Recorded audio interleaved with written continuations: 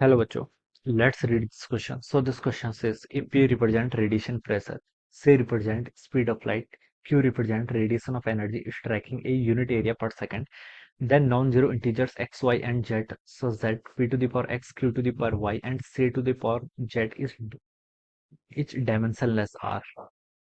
Alright. हमसे यहाँ पर बोला गया कि this numbers are dimensionless are. Alright, तो चलिए बच्चों इस क्वेश्चन को अब हम क्या करते हैं, स्टार्ट करते हैं। डायमेंशनलेस है, ठीक है, ये टर्म है कि आपकी डायमेंशनलेस है, ठीक है। तो इस क्वेश्चन का बच्चों की कॉन्सेप्ट ऑफ डायमेंशन लिख लीजिए। क्या लिख लीजिए? This question is based upon the dimension. ये आपका किस पर बेस्ड क्वेश्चन है? आपका डायमेंशन पर बेस्ड क्वेश्चन है। ऑलराइट, अब देखिए बच्चों, डायमेंशन हम यहाँ से निकाल लेते हैं। ये रिप्रेजेंट रेडिएशन प्रेशर। प्रेशर की डायमेंशन देखिए क्या होती है। प्रेशर होता है आपका फोर्स अपॉन एरिया, ठीक है। फोर्स क्या होता है आपका मास इनटू एक्सेलरेशन, जिसको मैं लिख सकता हूँ mlt-2, ठीक है। डिवाइडेड बाय एरिया है। एरिया क्या होता है आपका एल स्क्वायर।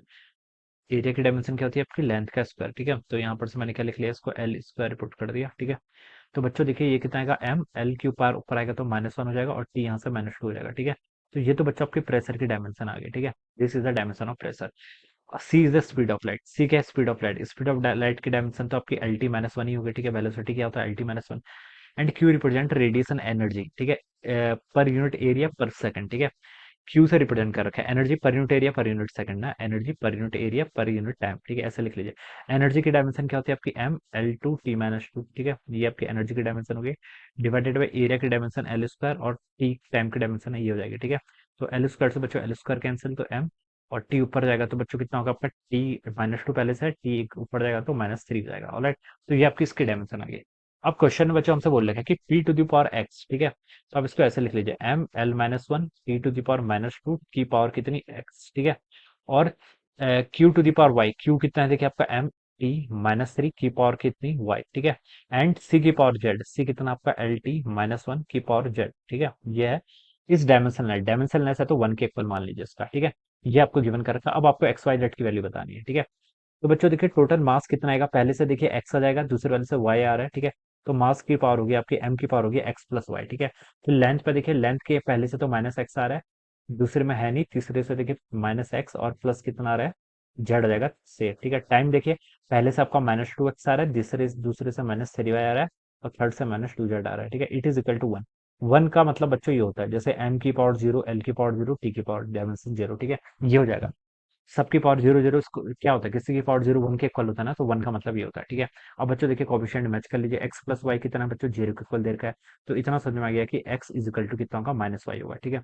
दूसरा क्या है देखिए, x is equal to -x plus z 0 है, तो बता सकते हैं x किसके इक्वल होगा, z के इक्वल होगा, ठीक है। अब देखिए टी पे देखिए क्या लिख रखा है आपका, -2x -3y, क्या लिख सकते हैं, कह सकते हैं -2x -3y किसके इक्वल है, z के इक्वल है, ठीक है।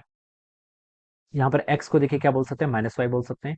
तो पहले से आपके यहाँ से 2y -3y ये किसके इक्वल हो गया, z के इक्वल हो गया। और y की वैल्यू बच्चों कितनी आ गई यहाँ से आपकी, -z के इक्वल आ गई। तो ये आपका रिलेशन आ गया, ठीक है। ये क्या आ गया आपका रिलेशन आ गया, ठीक है। क्या क्या रिलेशन है देखिए, x ये 3 मान लीजिए, x इज इक्वल टू आपका -y है, x इज इक्वल टू आपका z है और y इज इक्वल टू कितना है, -z है। अब ये तीनों देखिए बच्चों, जो आपका रिलेशन सेटिस्फाई कर लें वो आपका आंसर हो जाएगा, ठीक है। अब देखिए इसको हमें सेटिस्फाई कराना पड़ेगा, ठीक है। क्या कराना पड़ेगा, सेटिस्फाई। या फिर आप इसको ऐसे लिख लिए, देखिए 1 है ना, ठीक है। x को अगर मैं यहाँ पर 1 मान लेता हूँ, x को अगर मैं 1 मान लेता हूँ, तो y देखिए कितना होगा, y को यहाँ से बता सकता हूँ -x के इक्वल, तो y -1 हो जाना चाहिए, ठीक है। और x और z तो बच्चों इक्वल ही है, तो ये 1। तो 1 - 1 1 ये एक कॉम्बिनेशन हो सकता है, क्या हो सकता है, 1 - 1 1 कॉम्बिनेशन कहीं गिवन है इसमें ऑप्शन में। देखिए ये बी ऑप्शन में गिवन कर रखा है, ठीक है। और एक कॉम्बिनेशन ये भी हो सकता था आपका, क्या, -1 and 1 1, ठीक है। और कौन सा आपका कॉम्बिनेशन हो सकता है, यहाँ से देखिए, अगर मैं यहाँ पर देखिए, अगर मैं x को -1 पुट कर लेता हूँ, x को अगर मैं -1 पुट कर लूंगा, ठीक है। x अगर मेरा -1 हो जाएगा, ठीक है, तो z भी -1 होगा, ठीक है। और y कितना हो जाएगा, 1 के इक्वल, ठीक है। तो ये आपका ये कॉम्बिनेशन होगा, -1 1 -1, ये कौन है, ये गिवन नहीं कर रखा है, ठीक है। लेकिन बी ऑप्शन क्या होगा फिर आपका, ट्रू होगा, ठीक है। तो हम बता सकते हैं कि यहाँ से क्या आ गया आपका आंसर, बी क्या होगा, ये आपका राइट आंसर हो जाएगा, ठीक है। ये ऑप्शन भी ट्रू हो सकता था, ठीक है, ये वाला भी, लेकिन ये ऑप्शन में गिवन नहीं कर रखा है, अदरवाइज ये भी ट्रू है। क्योंकि हमें एग्जैक्ट वैल्यू नहीं पता चल रही है, ठीक है। एक्स वाई जेड के बीच में रिलेशन पता चल रहा है, और ये कंडीशन जो बी ऑप्शन है ये क्या कर रहा है, उस रिलेशन को सेटिस्फाई करा रहा है। So I hope you all understood this concept. All the best and thank you so much.